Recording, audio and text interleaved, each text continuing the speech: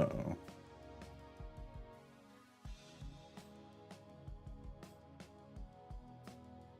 Oh, it's cat. Hello, sweet angels. Cat's so sweet. Good evening, fellow truth seekers. I'm bright-eyed and bushy-tailed. I'm ready to learn. Bring it, baby. I love all of you. Senior citizen David.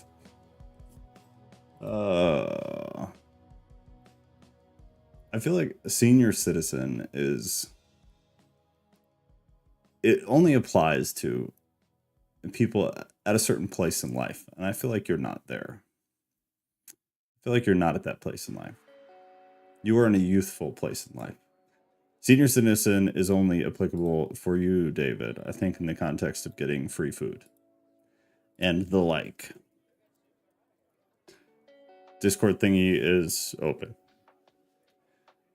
And Tampa is invited. Hey, Ghost. We have 25, 26, 27, and 28. Because there's some weird stuff here. Whether it was, and I mean like the length of the chapters. There's some theories, I guess, just to do this right out the gate. That some of this was added later and all that fun stuff. So we'll get into some of that. My teeth just fell out. Yeah, but not your real teeth, right? The dentures. The dentures. I'm not against getting dentures young. You know, like if your teeth aren't great, Patricia. If your teeth aren't great, like get dentures. Dentures are nice nowadays. Like those things are nice. The quality is very different than what my grandparents had that they put in a cup of seltzer water or whatever it was on the side of the couch, you know. Dentures nowadays are nice. Ghost, I wish I could afford those screw-in teeth. I'm telling you, I the minute it makes sense, I'm all dentures, baby. I've seen dentures. Even this was like 7 years ago. I knew someone who had dentures, and they looked fantastic. Boy, did they look phenomenal. And they didn't look fake. They didn't look like plastic or anything, you know? I'm a big fan of the dentures, man. I'm all about that denture life. I'm ready to be old. Ready to be old. Hey, Ruth. Good to see you. I hope you're doing well. I hope you're feeling okay, you know? Tooth care is annoying, yes. Yes, and painful. Like, just pull them out. Just pull them out. I was terrible. Terrible with my teeth as a young man, and now I'm trying to drill into my kid's head. Like, dude, don't do it. Don't do it. Just take care of your teeth. Take care of your teeth. I've had braces twice, technically. Invisalign the second time. But I just didn't care, and God, do I regret it. Boy, do I wish I just listened to the older people and take care of my dang teeth. Tam said I'm considering the snap-in implants. I don't know yet. Right. Which is like kind of dentures. Right? My understanding of it is like it's a more youthful, fancy way of saying dentures. Because it kind of does the same thing. From what I understand, I'm not a denture professional or anything. But I think dentures just snap in, right? And then these new veneer type things, implants, just snap on too. I think we've done what we talk about a lot on these streams, where we have these things happen to language, and we've attached the term dentures to old people, and that's just not true. And so now nobody wants to say anything is dentures. Like, we call it different things because God forbid a 25, 30, 35, 40-year-old says I had to get dentures. Everybody's like, oh, you're old. Well, to be fair, though, with the implants, they have to implant something into your jaw to be able to snap those in and out of. Okay, that's fair. That's fair. So there's a difference there. Okay. I mean, they're the same thing pretty much, but yeah, that there is that difference. So dentures don't require any invasiveness. So why do that over just getting dentures? Like, what's the benefit? They want to do some crazy drilling in the top of my mouth to take out lumps that I've always had my entire life and never had a problem with in order for me to get dentures. And okay. yeah. Interesting. Okay, well, that's a fair differentiation, I suppose. I wonder what the difference is then, like why one over the other. Denture cult. Yeah, we've had an interesting week the past week on these old live streams, man. We may be implementing an old rule, by the way, where any of the open discussion, I'll pull a timer up on the screen, and that timer will run for 3 minutes. And so any of us, including myself, I don't care, you have like 3 minutes to make your case or whatever, give your piece. And then when the alarm goes off, we either have to move on or let somebody respond or whatever. But just to help keep things moving. Just by the way, heads up, that'll probably be, we used to do it, I don't know if any of y'all were around, but in the beginning days, we usually had like 5 to 7 people on the voice thing at a time. And that was helpful, just to keep things rolling. I had metal shocks on my teeth with my braces. It was horrible.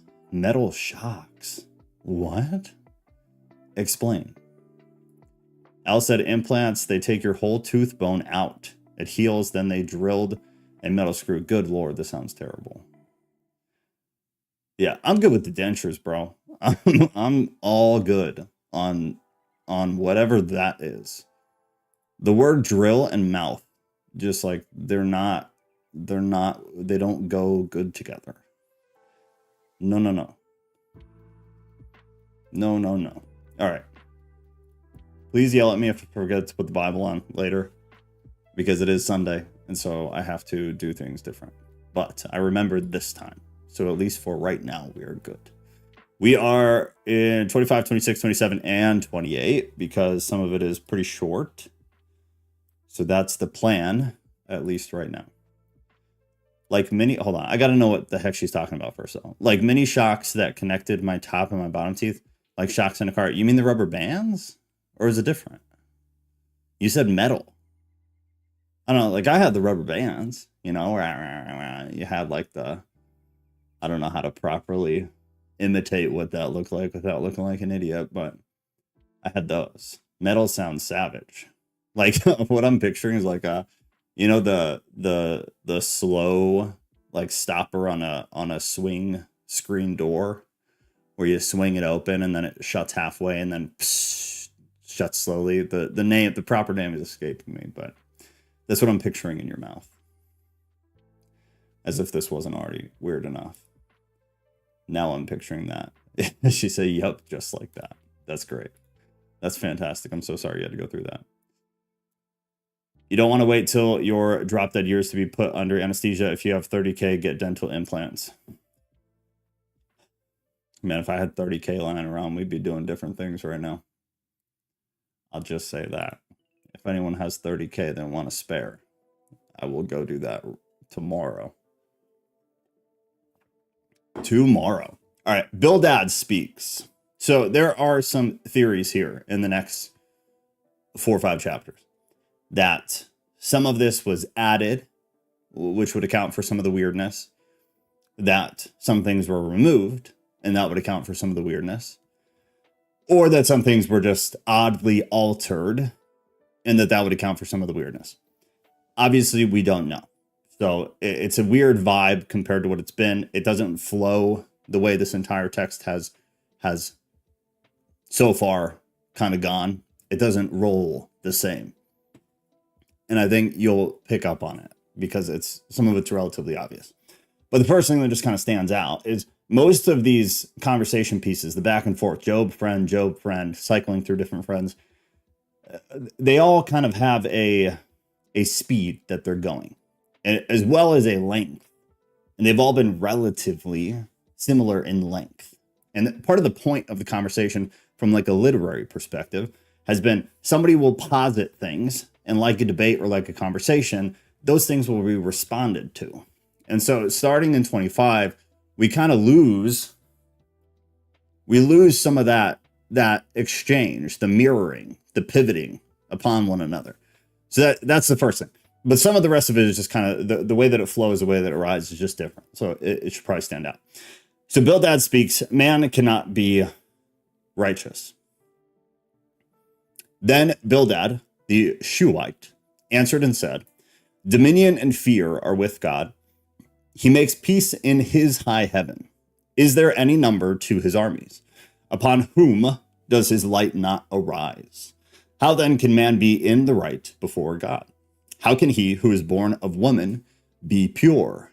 Behold, even the moon is not bright, and the stars are not pure in his eyes. No one is right or righteous before God, is the theme. How much less then a man, who is a maggot, and the son of man, who is a worm. The term that Bildad in two, when he said dominion and fear are with God, those terms would speak to the greatness and the sovereignty and absoluteness of what Yahweh is, of what God is. When the Hebrew word is P-A-C-H-A-D, pahad, which means fear, used there in reference of kind of that reverent fear. Whereas last week, there was a term in Hebrew that in English we translate as fear, and we express it in the English translations as though it's kind of a healthy, reverent fear, when in Hebrew it just isn't true at all. It's a word that is only ever used in terms of like terror, absolute fear, real fear, a fear that nowhere else in the Bible is used to express this reverent type of fear. This one is different. This is used elsewhere in this kind of context of more of a reverent fear, less of a terror fear of God. And then the other word, the word is mashal, M-A-S-H-A-L, which would be to rule. So that's where we get dominion in English from. And that would refer to God's reign over just creation in general, his creation. When God finally speaks, though, later in chapter 38 and then through 41, you get this emphasis from God, it really conveys like his greatness, the superiority, and the sovereignty. So this all kind of builds up of the friends talk about what and who God is. Job talks about what and who God is. And then at the end of the story, just because this is literary magic, at the end of the story, God comes in and is like, this is who God is and what God is. And it's very interesting. Hey, Joe. Yes. Have you ever done a word study on worm? No, I have not. Have you? It's not a generic worm. It's a particular worm, and I've shared some stuff on it before in the group, but I don't know if you've ever seen it. No, total ignorance. Can any of it be thrown out now? It's the Tola worm, and that worm is used to make the red dye for the cloth that is draped over the tabernacle. Really? It's a covering. Interesting. If you want to, I could like send you something and tag you, but that worm referenced the Son of Man being a worm isn't insignificant. It's very meaningful. Interesting. Okay. Let me see if I can get the Hebrew up really fast. And if I can't, then I'll do this later, but dominion and fear. Okay. So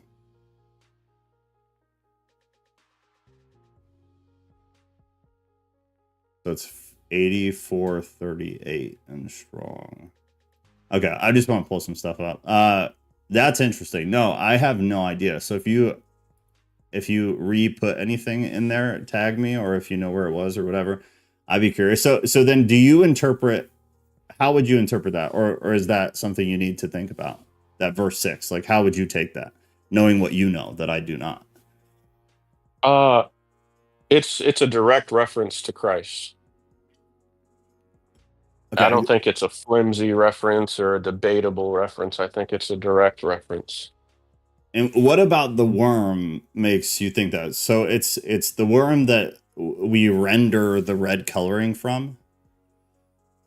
Yeah, it also it climbs up on a wooden branch, and that's where it dies. It turns white for 3 days like wax. Oh, and wow. there's a verse in scripture that references this wax. Maybe someone can pull it up if they know it by heart. I can't remember. It's in the New Testament. But It's the pattern of this worm is literally what Christ did for us, Okay. which plays into my wider belief that animals are put here to teach us metaphors about something. Yeah, man. Was it Acts 28:27? No, this doesn't seem right. For the heart of this people is waxed gross, and their ears are full of hearing. No, that's not right. It could have been something about our sins being made white as snow because of his blood or something like that. I think that's in the Gospels, isn't it? Yeah, So I'm pretty sure. But I, it's a reference to this Tola worm. that's really interesting. No. So I know in Isaiah there's something about the white as snow thing, and then First John 1:7 says, "But if we walk in the light as he is in the light, we have fellowship with one another, and the blood of Jesus Christ, his son, cleanses us from all sin." No, that lacks the white as snow. I think the white as snow was in the gospel somewhere. I'll look. Revelation also has blood. Yeah, made Layman them. just posted a reference to it. Did he? Okay, let's see. Good to see you, Layman. So here, when the female of the scarlet worm species was ready to give birth to her young, she would attach her body to the trunk of a tree, fixing herself so firmly and permanently that she would never... What? That she would never... Something. And the surrounding wood. From the dead bodies of such female scarlet worms, the commercial scarlet dyes of antiquity were extracted. What a picture this gives of Christ dying on a tree. That's really interesting. No, I have never heard of this. Shedding his precious blood that he might bring many sons unto glory. He died for us that we might live through him. Describes such a worm and gives us the picture of Christ. I gotta look into this. No, I have not looked at this at all. And right now my brain is not making a clear picture of it, but I certainly see the pieces. Huh. So yeah, it translates it worm, but it's not a generic worm. That's the point. Right. Is there a lot of that from when you did this? The mention of the worm and it meaning something else, or at least being referenced to something else? Yeah, well, I mean, just every time a worm is mentioned in scripture, it's not talking about the Tola worm, but this particular verse is because it's referring to the Son of Man. Right. Yeah. Interesting. No, I have But to look. you know how they do, they just translate a worm and people move on and they don't think about it. Yeah, of course. Yeah, it'd be extra interesting if in the Old Testament there was, I mean, even just a few of these that kind of add validity to the connection between Christ and really any literature from the Old Testament, because I, as the cynic, think that it's very thin, the connection. But stuff like that, that's interesting. That's pretty interesting.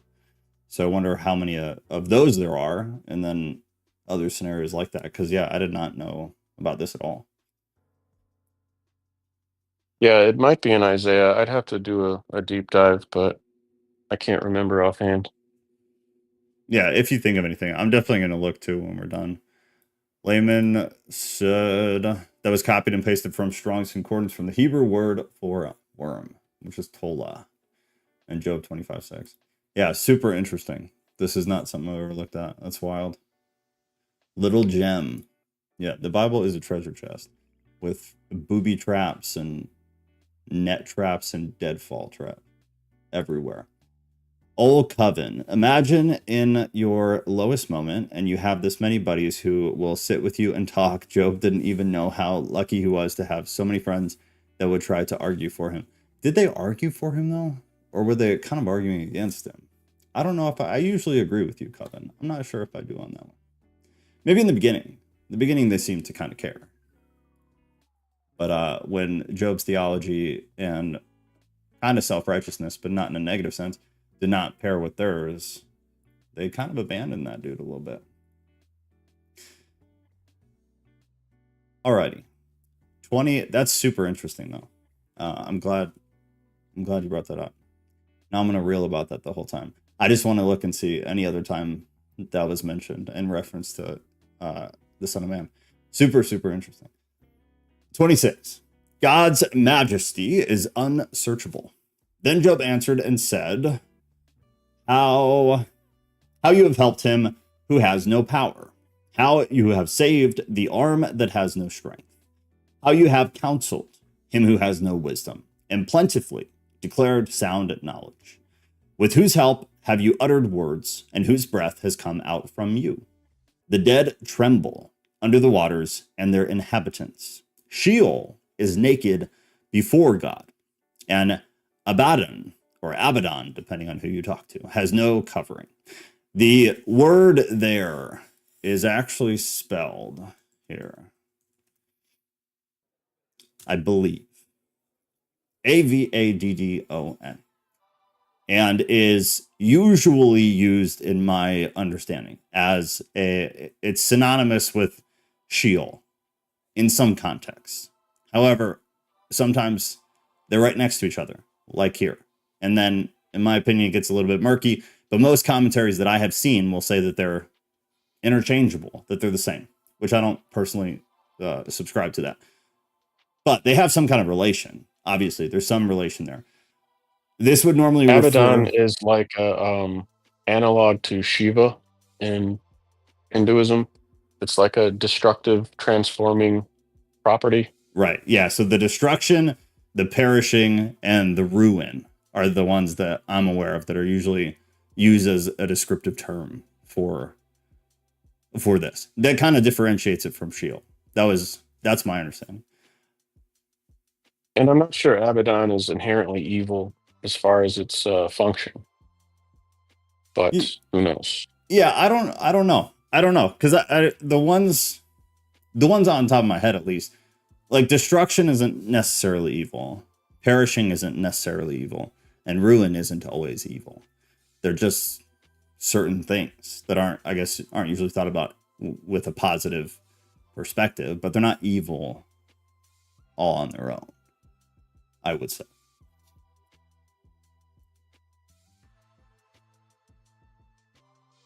Let me see. Yeah, we're good there.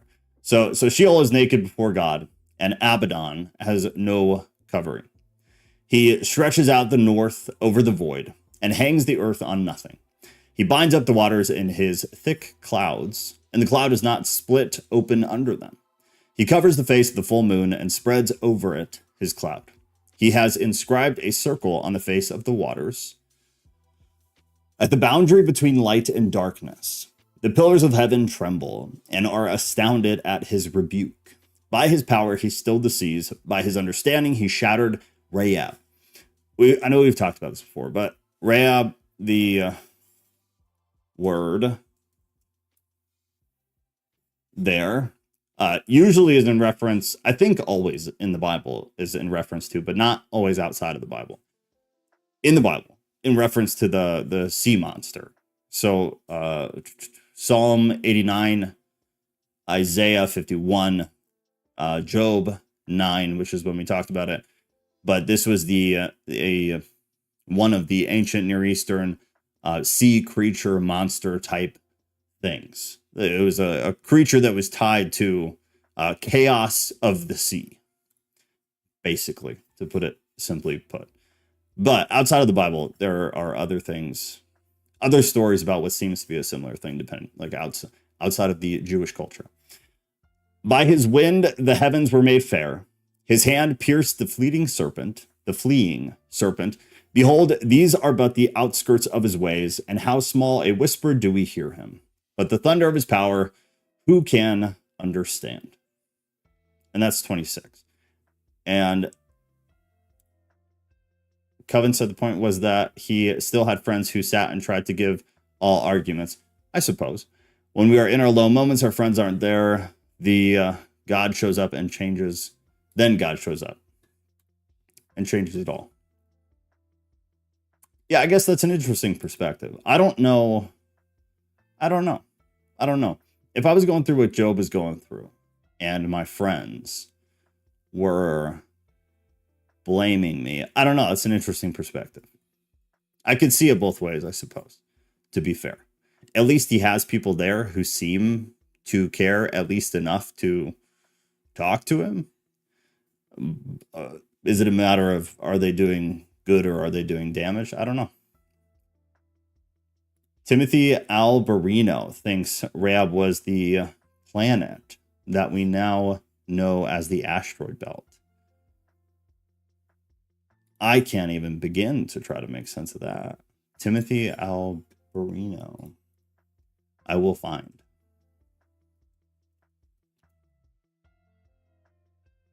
Was this like a specific video or book? Or do you remember? What's that? The asteroid belt thing? Yeah.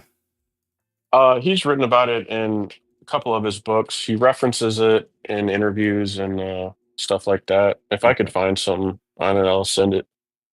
Okay, I'm looking too. It looks like there was a podcast, Edom and Rahab, Bible Mysteries.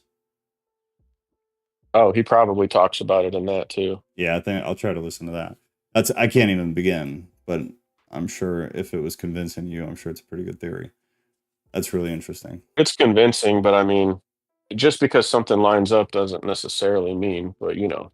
Right. But it does line up. It's interesting if nothing else. I can't even begin to try to make sense of that. That's all the preconceived crap in my head. It looks like this, he at least talks about something having to do with it here. Yeah. The asteroid belt between Mars and Jupiter. Okay, this is it. So I'll watch that later or listen to it later. That's interesting. Okay. Wild stuff, man. Wild stuff. Okay, 27. Job continues. So it was Job before, now it is Job still. And this is some of the weirdness, at least different than what it's been structurally in the book up until tonight. 25. I will maintain my integrity.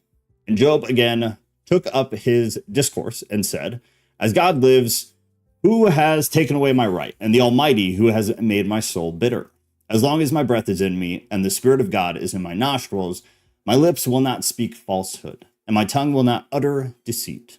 Far be it from me to say that you are right. Till I die, I will not put away my integrity from me. I hold fast to my righteousness, and I will not let go. My heart does not reproach me for any of my days.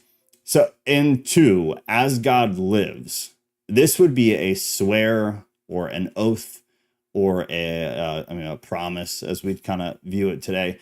The same term is used in, I believe, Genesis, but it's really used in 1 Kings and in a context of an oath, like a specific oath. I know we talked about that a lot during Genesis, so I won't go into it, but it's a big deal. It's a big deal. As God lives is a big deal. Saying that is a big deal.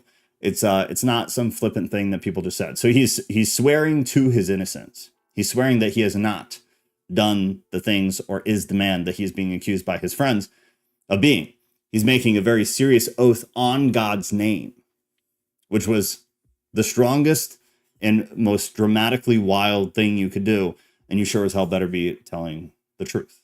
It was very much a death sentence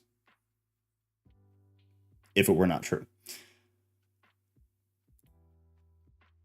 Yeah, you should definitely research those nuggets because that's interesting. The worm thing is wild.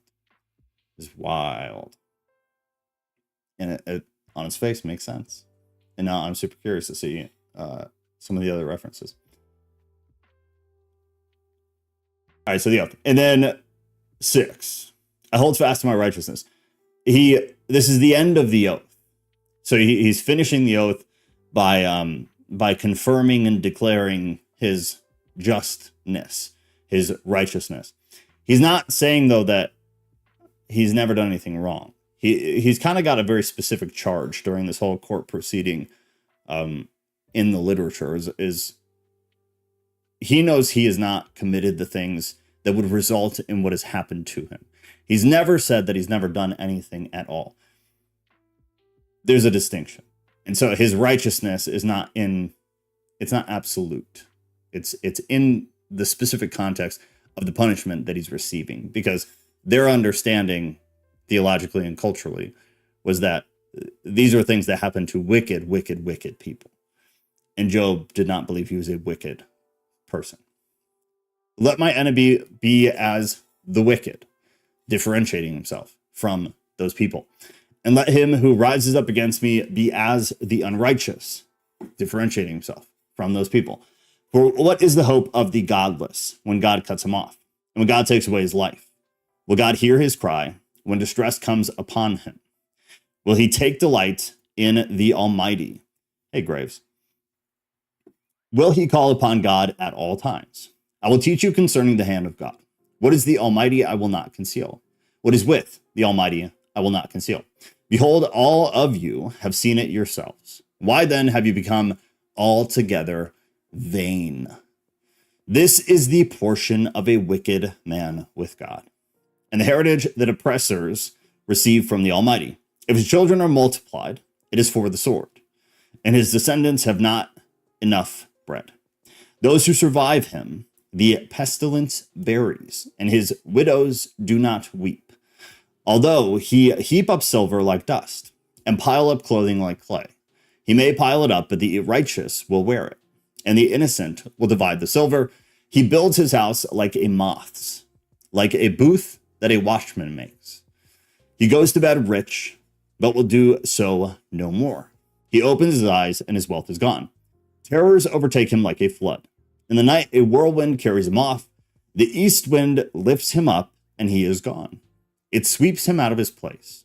It hurls him without pity. He flees from its power in headlong flight. It claps its hands at him and hisses at him from its place. So this here, 13 through 23, I found this, and I think this is interestingly said. So it says, Job again speaks about the punishment of the wicked as with 24:18 to 25, which was last week.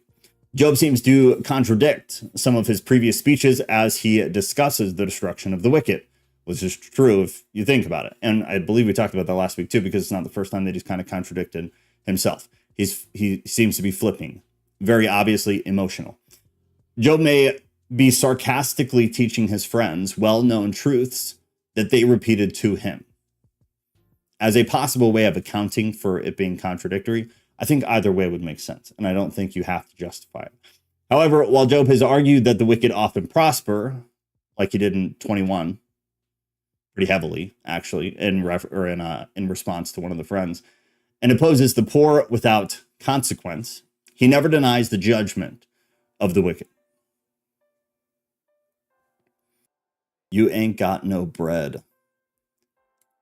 Haters and dentists. What? Was that to me saying I don't have 30 grand? And then this will wait on. No, actually we won't.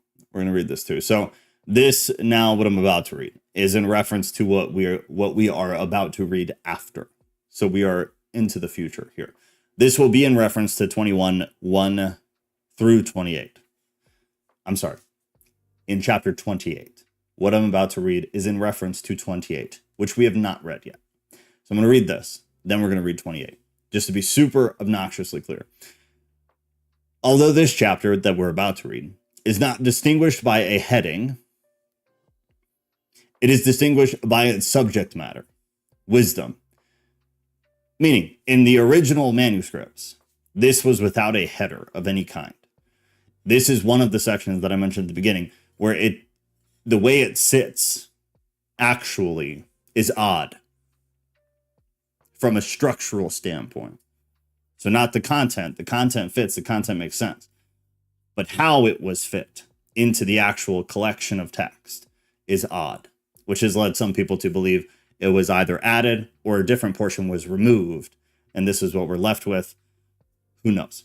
But the entire chapter asks where wisdom can be found.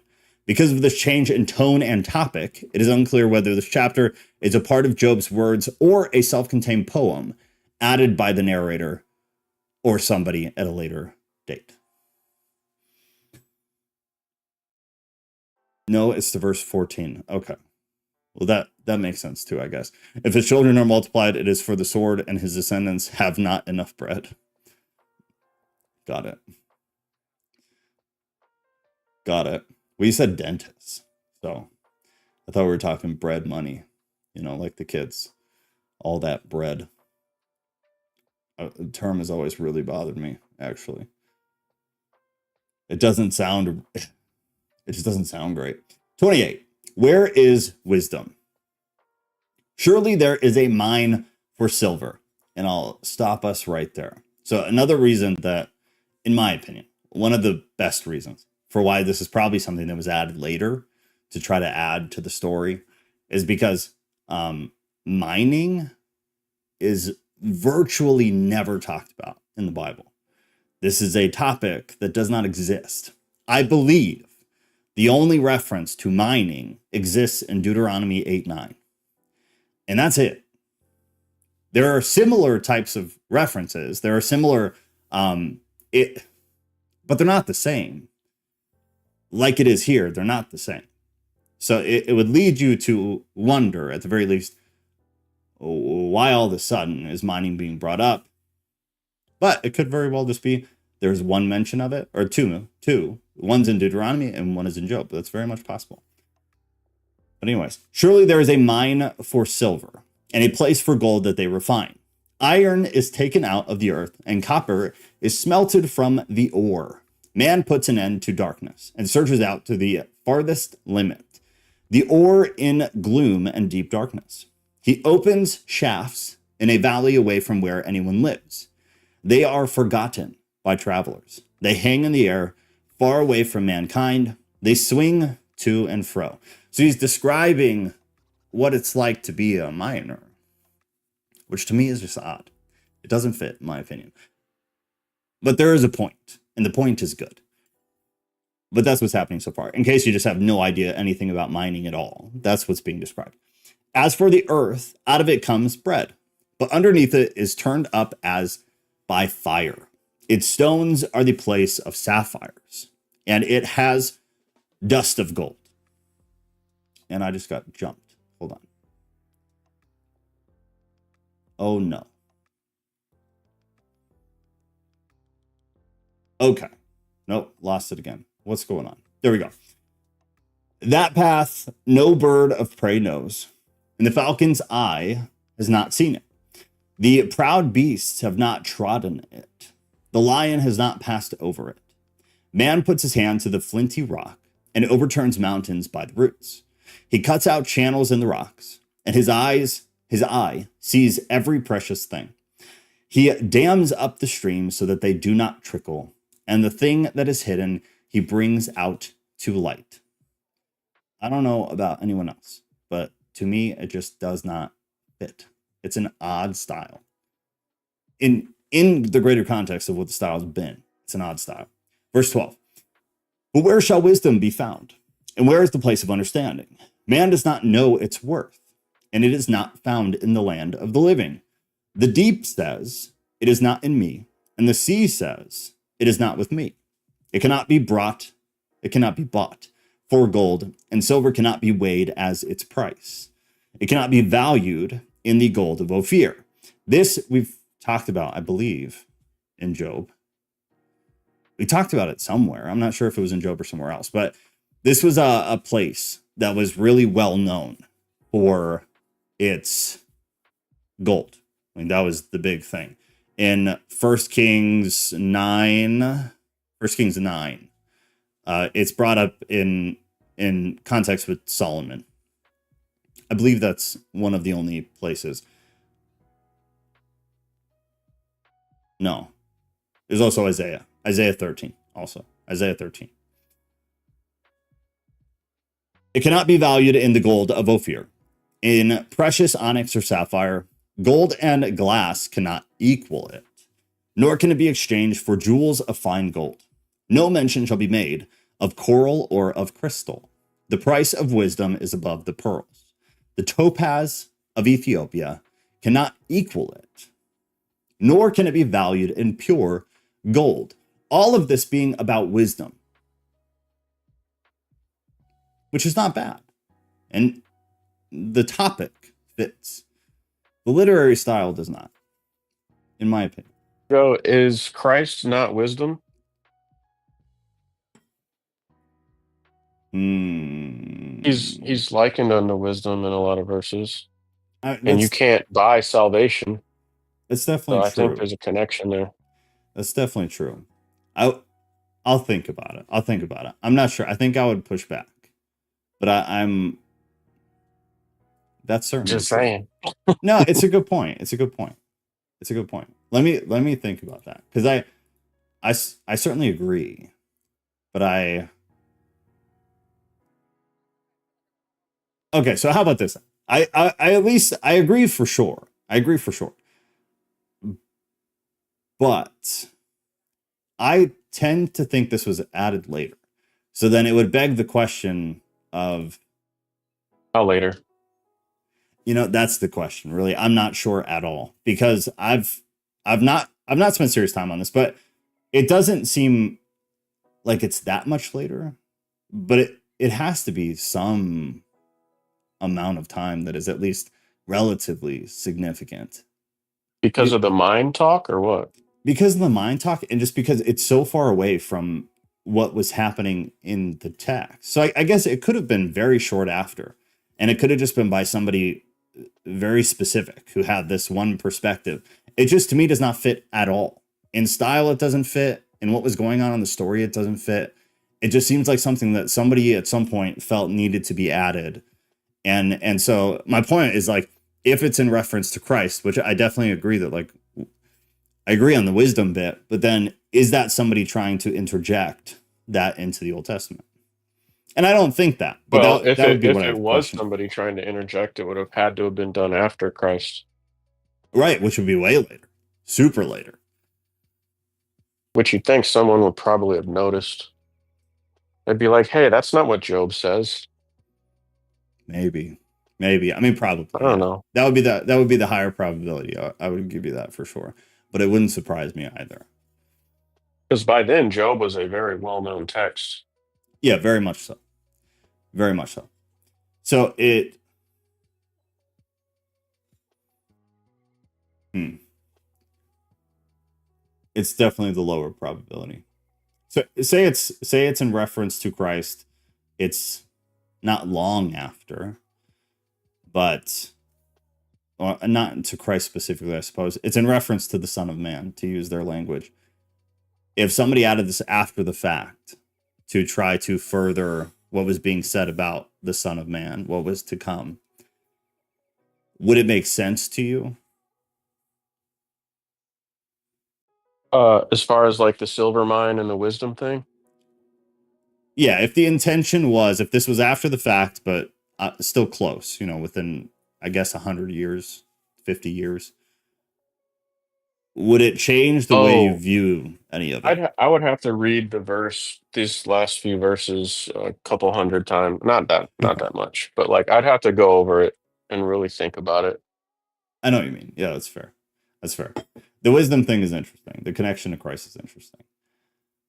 Um, yeah, I don't know. It It's just jumped interesting. out at me. It's been forever since I've read through Job, so like I'm coming at it with fresh eyes at this point. So Yeah, you guys have forced me to do that with a handful of things. This being another good example. It's one that I'll definitely look at again now because it's something I've always just it's kind of aggravated me. But the perspective of foreseeing what was to come is an interesting perspective. It's an interesting way to look at it. I just being the cynic is like that sounds good and that makes sense, but it already is so out of order.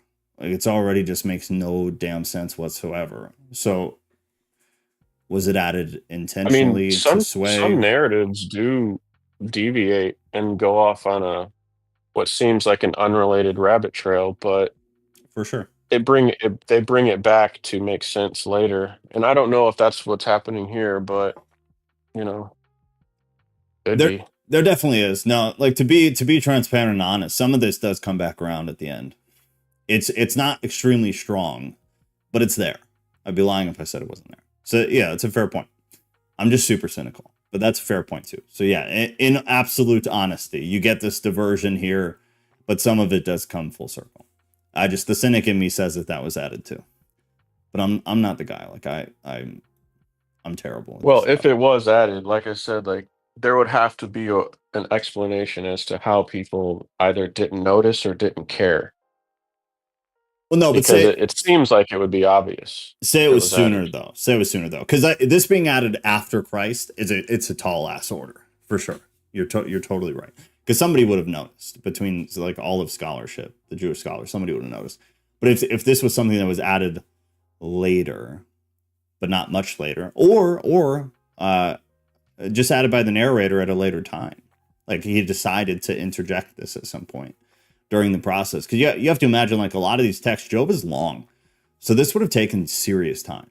Like we're talking long periods of time to write this text. So if that's the case, he could have just come back. The original author could have come back at some point and added it later. And then for me, it's a question of, do I care or not? Like that, is it good intentioned or not? Is the author trying to sway in a specific thing?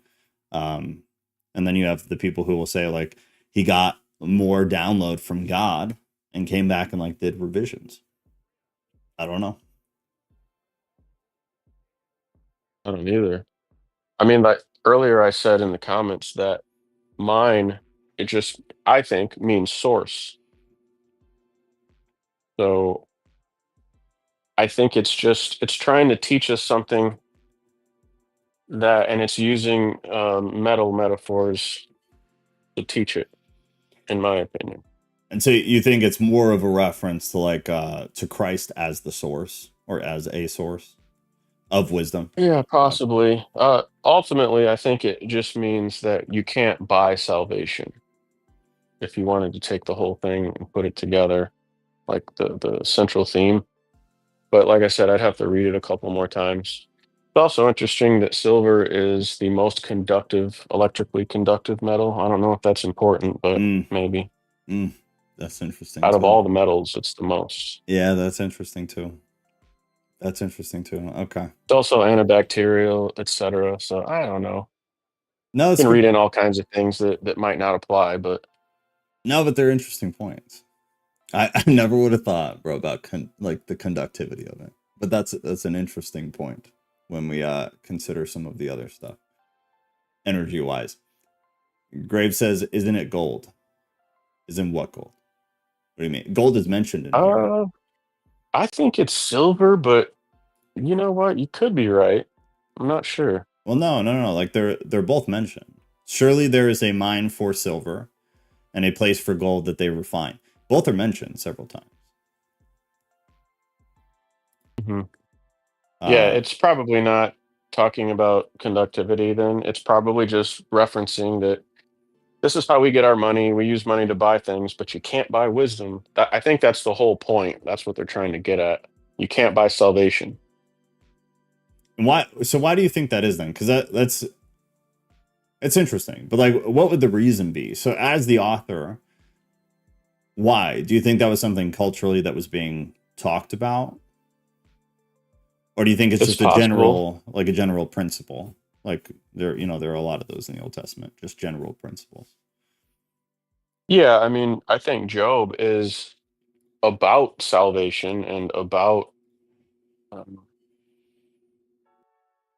no, I'm trying to think of this central theme of Job. We're going to need to finish it, I suppose. Yeah, I mean, save it, make notes or whatever. Because I'd like to talk about that at the end too. Because I don't see it that way, so I'd be interested to hear about that. It being Yeah, about salvation. Uh, so I'm yeah, kind of like teetering on the I don't know. So, but I kind of feel like it's about salvation and not being able to purchase it. At least chapter 24. okay, yeah, no, it's Is that what interesting. chapter we're on? There's no 28. 28 is the one you're talking about. 28. 28. Yeah, that's interesting. Okay, And I'm going to let's. have to go in like 10 minutes exactly. So, Oh no, you're good. I do too. I gotta be quick out. Well, we'll come back to some of it at the end then. yeah.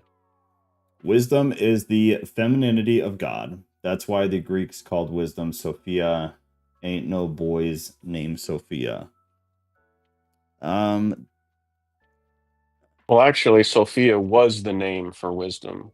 And only right. later good people, it's like if we named our kid Wisdom. Right.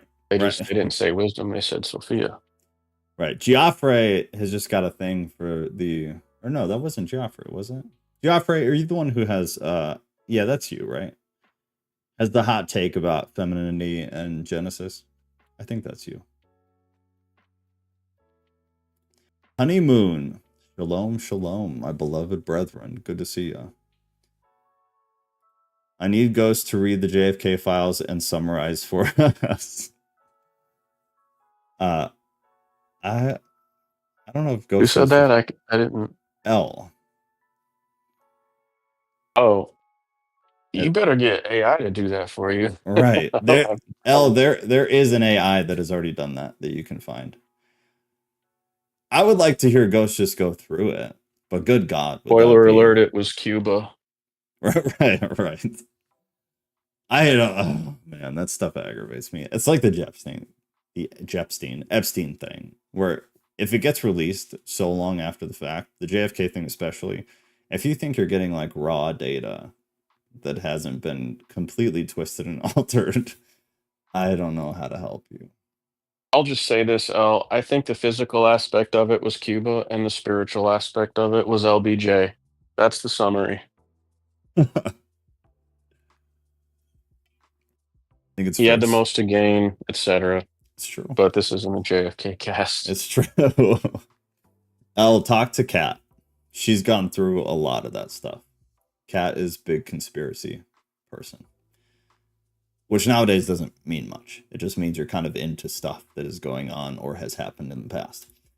Grave said, gold can be used in computers. That is true. When did they stop doing that? Because I think they stopped doing that quite a while ago. But yeah, I believe it was used for a while in kind of the beginning, early computer days. There's still aftermarket computer stuff, but like really it doesn't really have much of a difference. Isn't it just that like gold, the cost did not make sense compared to other things that we can use at a much cheaper overhead? Yeah. Right. Okay. And I still think silver conducts better. So there's silver in computers as well, and it's much cheaper. So yeah, that makes sense. That would make sense. Layman said that whole chapter reminds me of Ecclesiastes pretty hard. It seems like he's just saying that wisdom comes from outside the observable world. That's really good because a huge portion of Job comes straight from Ecclesiastes.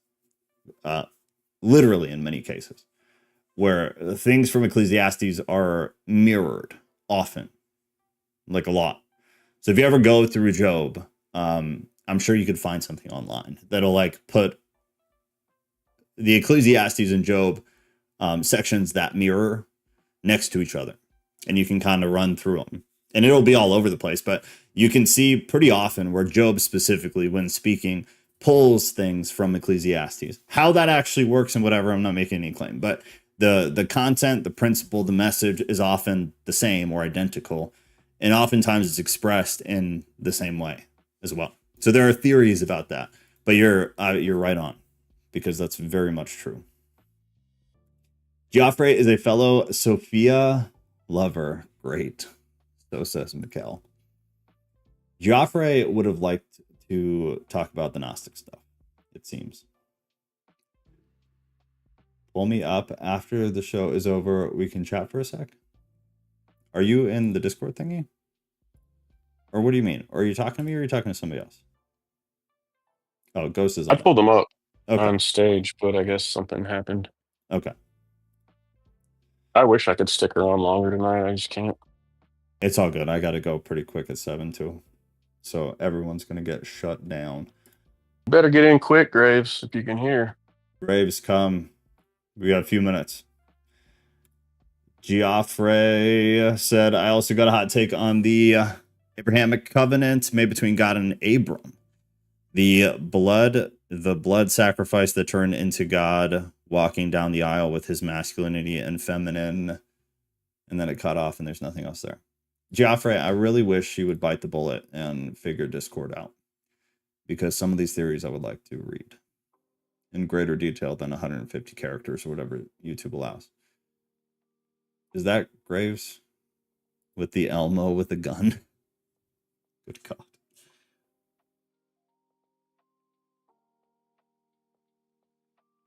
Smoked, dude. Graves, hurry. Hurry.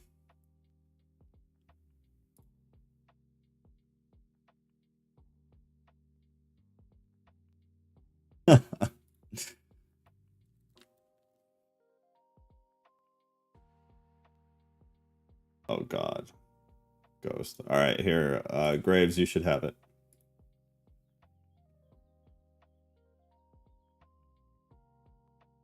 Hello, hello.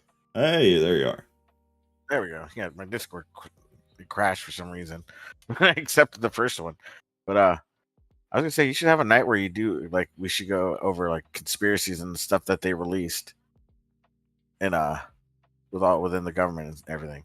Kat's been asking for this for a very, very long time, and then I guess since we're out of time, so we're not going to get anywhere meaningful tonight. So some things are going to change over the next like 2 months because Kat's about to have this baby. We started a company recently, so I'm super busy now. But I don't want to stop doing any of what we're doing, so we might just restructure some of it, and that would be one good way. Because anything where I don't have to like prep for hours, like Mondays I prep for hours. Even the Bible study, sometimes I have to put like a decent amount of time in, so I'm not just reading, but like have other information. So some of that will get like switched and changed. So maybe a conspiracy night is something that we do too. Because one thing I think we're going to switch one of the streams to is because Ghost and I were talking about it at some point over the past week, is doing like AI deep dive conversations. I don't know, where we like decide on. Go ahead. I was gonna say I think that's really gonna pull in a lot of people, especially since a lot of people are starting to float to those kind of channels. So you might get a boost in the algorithm on that. I mean, maybe, yeah, maybe. And I think just above all else, like that conversation was very interesting. And then I just like, I could see where that would go. And I think it'd be fun. Even if we took some more metaphysical, theological, and biblical stuff and kind of just went in on AI as a group, I think it'd be really interesting. But we could do anything with it. And just kind of like how we do Mondays, where everybody vote on a topic and then we just take the topic to AI. And I can pull up 3 different AI models, copy paste into all of them, and run all of them simultaneously. Like we can do that. It requires no prep on my part. So then I can keep doing it because I just don't want to stop doing any of what we're doing. So I'm trying to figure out different ways to do it. But that idea with the conspiracy thing is another possible option where we can kind of vote on a specific one and maybe use AI to some degree for that. So I don't have to do hours of prep time. And then if somebody knows about some of it, jump in. But yeah, I think I'm trying to figure all that out now. But the conspiracy angle is good too. So maybe one night is metaphysical, theological, philosophical. One night is conspiratorial. And that replaces 2 of the 4 per week, which would help. And that's 50%. It's a great idea. It's going to be really interesting. Yeah, I think it'd be a lot of fun. So yeah, great idea. I'll write that down. So now we have 2. We have 2 decent ideas.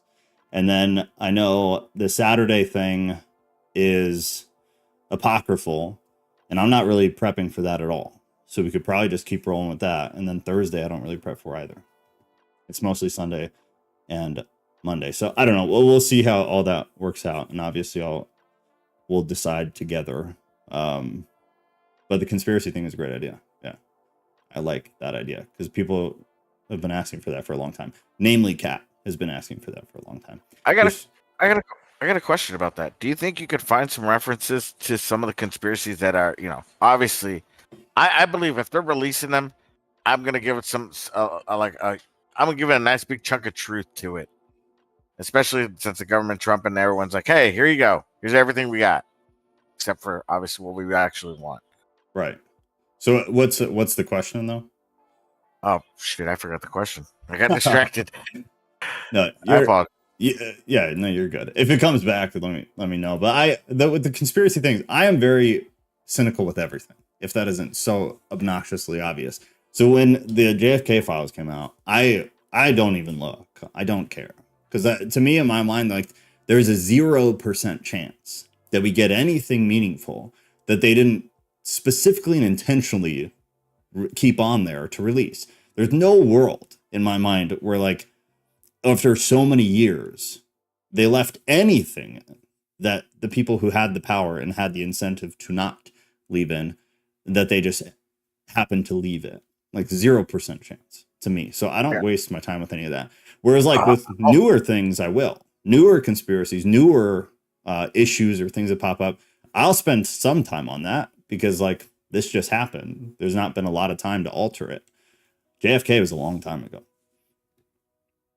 It's still interesting to find out, especially because I don't want to take any more time up. But Ghost, I would like to get your opinion on that stuff eventually, and what you think of it. Yeah, we'll have to do an episode or 5, 10. Yeah, right. I'm so down. I'm so down to like just sit there and listen to it. I will look. Oh, for sure, man. Let me look over the next couple of days. I'll look to see because I know there actually is an AI that has cataloged and has been trained to go through the JFK thing. I know because I saw it. So I'll try to find that again, and if I can, maybe we do the next Monday or whatever on it. I remember my question. Do you think you could be able to find something and like something in the Bible can like that's some what's the word? So correlation. There we go. Some correlation to what might be going on in some theories. Like current conspiracy theories. Yeah, it's either old ones that are that we know of, or yeah, that's what I'm curious about. That's tough. I'm not the guy. I'm so wildly cynical about like the Bible predicting the future, which I know is ridiculous because it definitely does in like a lot of different ways. I don't know. So with that, I'm not trying to find out about like the future. I was just saying like, hey, maybe something in the past will kind of, something that's happened in the past could be referenced in the Bible. I don't know. I'm just thinking outside of the box here. I think there definitely is, right? Like I think a lot of what the Bible predicted has happened and is happening and will happen. I don't know. That's a good question though. That's an interesting question. I'd have to think and do some looking on that. I think they kind of I think they plan things according to the Bible. Wait. So like they being, they in power. Yeah. You think they plan and then like release play along with the Bible, yeah. Interesting. Okay. Interesting. Here's one small thing. Wasn't there something about them doing an all-white calf or a black calf or something like that, and they were trying to actually push it, manifest it? The red calf. Yeah. Yeah, the red calf. So but like that was just a quick thing that popped up. Yeah, that's a weird one. Like that's one that I would grant people because I haven't spent a bunch of time on it, but I listened and then read something where they made that connection to what is happening right now, and it's without doing any actual research. Like it seemed pretty decent. Like it made sense what they were talking about, what the whole conspiracy around it was. That which maybe is a good example of like something we could look into. Where if we have a specific topic like what is it, the red heifer, right? Yeah. The red heifer. We can take that to some LLM, some AI, pump it in, and then just go through the whole conspiracy. I think it'd be interesting. Because that's a good example. Yeah, the red heifer is a great example. But yeah, that's all I wanted to ask. But I'll let you guys go. No, I'm glad. Thank you, dude. That's the conspiracy thing is a phenomenal idea that we will probably almost certainly do. So I appreciate it. It's good to hear you too. You're not up here much. Y'all try to fix that. I'll try to get up here more. Try. I'm used to doing it when I was younger, but like now it's just kind of closed myself off to doing it. Yeah, don't do that. Okay, well then we'll start bugging you. So I'm glad you came up, and I'm glad you said that because now we're all going to be really annoying. All right. Damn it. All right. Thanks, bro. All right, dude. Later. Everybody else, I gotta roll. So we got through about half of 28. So we'll come back to we'll just finish that up next week. Let me make sure I didn't miss anything. Anybody who has to go, you're safe. Tomorrow, I failed to do the poll because I suck. So So we have so much crap going on. It's not an excuse, but I have something good to go. So I'll come, I guess at this point, I'll just keep it a surprise. It's a decent topic and it should be interesting. So we'll do that. And then Thursday is Book of Giants still. Saturday, I'm not expecting any surprises or airport trips or anything. So we should be good to start the Apocrypha of John. And then over the next 3 weeks, probably I'll restructure the schedule and everything will be a bit different. But that'll be starting probably now it sounds like 2 different AI streams every week as like conversations. Similar to Monday night, but Monday takes me a lot of time, like hours, a number of hours to get it ready most of the time. And I'm going to have to cut that with everything else going on. So Monday will be an AI thing where we come in with the topic and then we just like live research it and go through it. And then either Thursday or Saturday will likely be the same. We'll see. I'll post polls. I'll get y'all's feedback because if it doesn't work for you guys, then there's no point in doing it. So just be ready for that. The famous red calf, Mikkel. Yeah, I don't know. The thing I saw and then read was interesting, having to do with all that. David, tomorrow is at 7 p.m. Central Time. So whatever that means for you. Good non-senior citizen, sir. Elle said, DeepSeek would be wild and terrifying with actual Bible scholars to counter, plug in any theology or even a verse. Sounds fun and exhausting. Well, I mentioned it last week, but like I use AI a lot for work and websites and all kinds of stuff.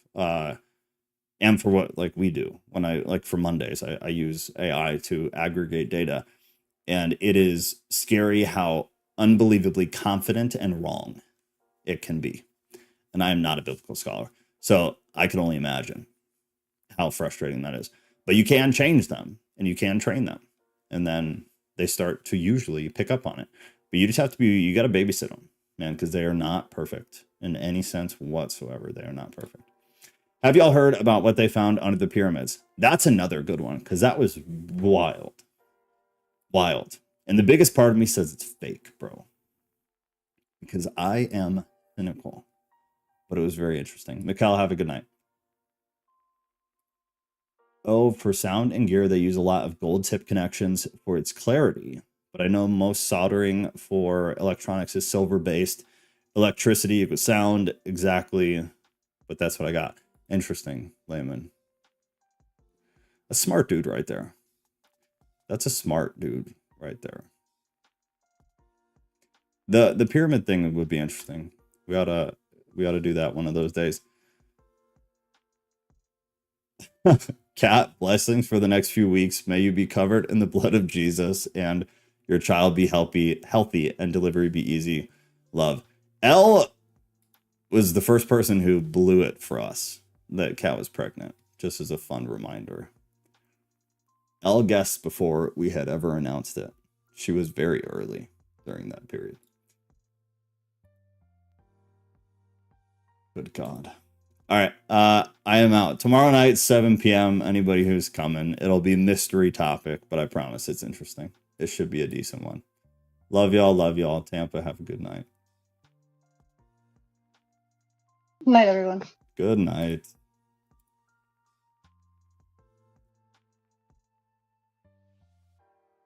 That is so sweet. I second that. Yeah, well, Elle has to be sweet because she ruined our surprise of Cat being pregnant. Ruined it.